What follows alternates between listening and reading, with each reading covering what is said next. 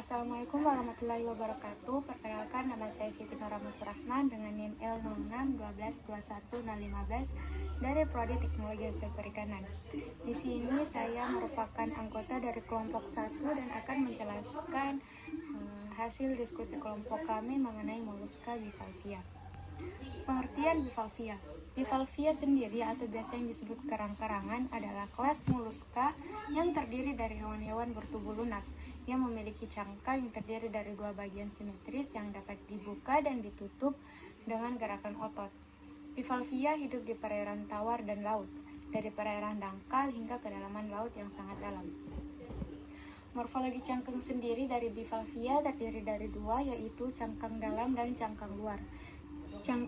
Morfologi cangkang dalam merupakan otot aduktor, dorsal dan anterior posterior menghubungkan kedua katup, memberikan gaya kontraktil untuk menutup katup. Sedangkan untuk cangkang luar, permukaan luar cangkang kerang air tawar umumnya memiliki cincin pertumbuhan yang mencolok, di mana cincin ini sering dianggap tahunan.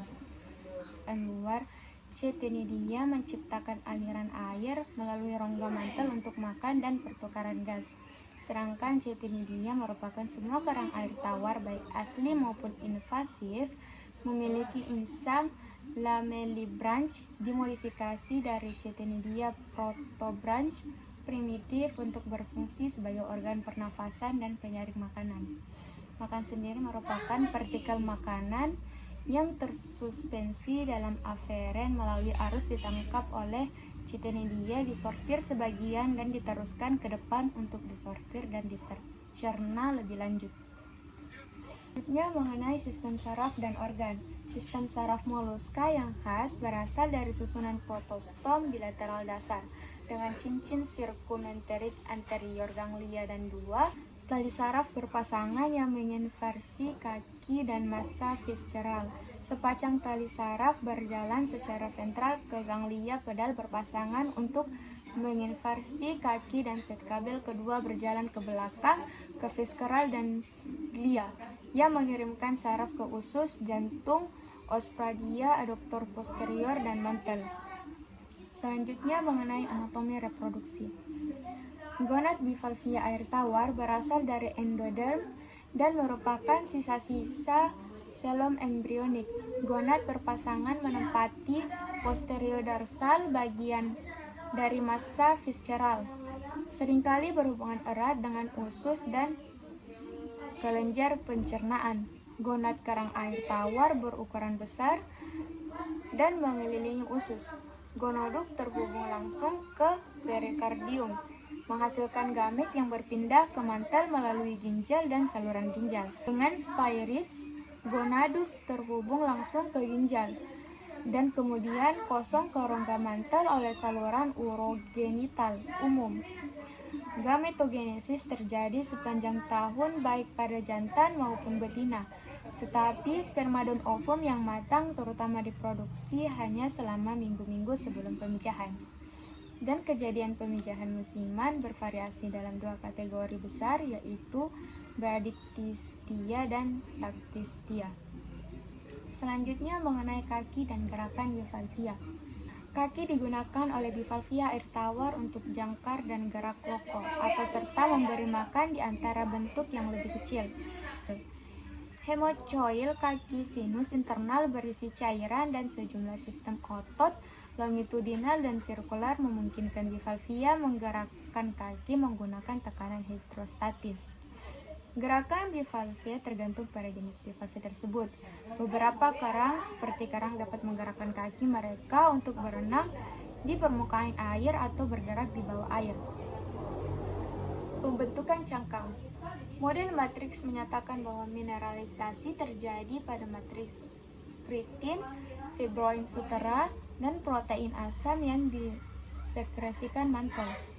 Model seluler menunjukkan bahwa biomineralisasi dimediasi sel, yaitu kristal terbentuk dalam hemosit dan endapan pada bagian depan mineralisasi. Pertumbuhan cangkang. Cangkang kerang sebagian besar terdiri dari kalsium karbonat, Saat moluska tumbuh, cangkang bertambah besar dengan sekresi bahan cangkang baru, baik organik maupun anorganik di sepanjang tepi dan mantel. Kebetulan katup meningkat dengan penambahan nacre atau ibu dari mutiara atau mikrostruktur lintas lameller yang lebih kompleks. Contohnya, struktur mikro cangkang dari spesies Sphaeridae tampak seperti porselin dan tidak memiliki kilau warna-warni seperti mutiara yang terlihat pada karang air tawar. Osmoregulasi pemeliharaan keseimbangan air dan ion merupakan masalah khusus bagi invertebrata air tawar lebih daripada organisme laut. Konsentrasi ion dalam jaringan karang kira-kira sama dengan konsentrasi air laut. Akibatnya ada sedikit jaring fluks air atau ion ke dalam atau keluar dari karang laut. Organ ekskresi umum bivalvia adalah sepasang saluran nephridial yang menghubungkan perikardium atau sisa selom embrionik dengan rongga mantel. Sirkulasi dan respirasi. Sistem peredaran dalam moluska dibedakan dari filum invertebrata lainnya dengan memiliki jantung bilik, bantalan ventrikal tunggal, dan daun telinga kiri dan kanan. Di antara karang air tawar, jantung diposisikan dorsal di bagian posterior dari massa visceral, dikelilingi oleh perikardium, sisa dari kolum embrio. Menariknya, ventrikel dan perikardium sama-sama ditusuk oleh rektum.